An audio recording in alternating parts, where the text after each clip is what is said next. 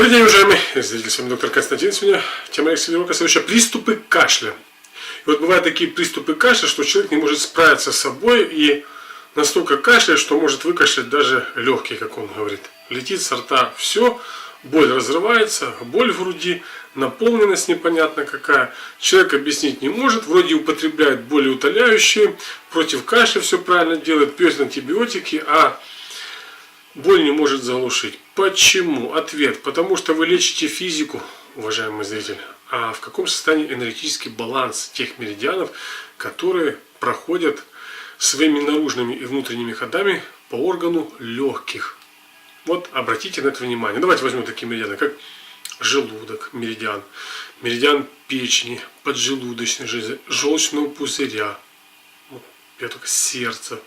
Я еще могу дальше загибать пальцы.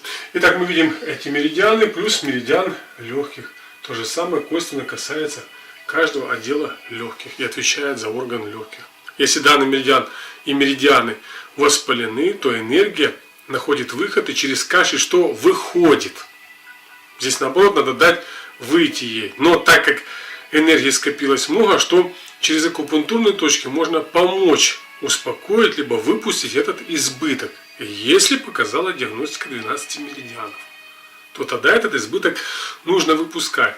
И данная точка P11 Шаошан, через нее точно так же можно что? Притормозить, либо рассеять ненужную энергию, которая, скажем так, скопилась в данном меридиане и вызывает приступы кашля, которые человек не может проконтролировать.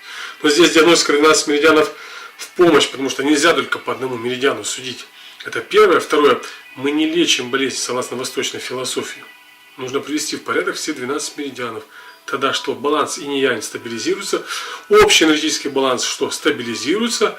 Ненужная энергия уйдет. Нужная придет под контролем матушки природы. И болезнь исчезнет. И данная информация, данная точка вам в помощь. Спасибо за внимание.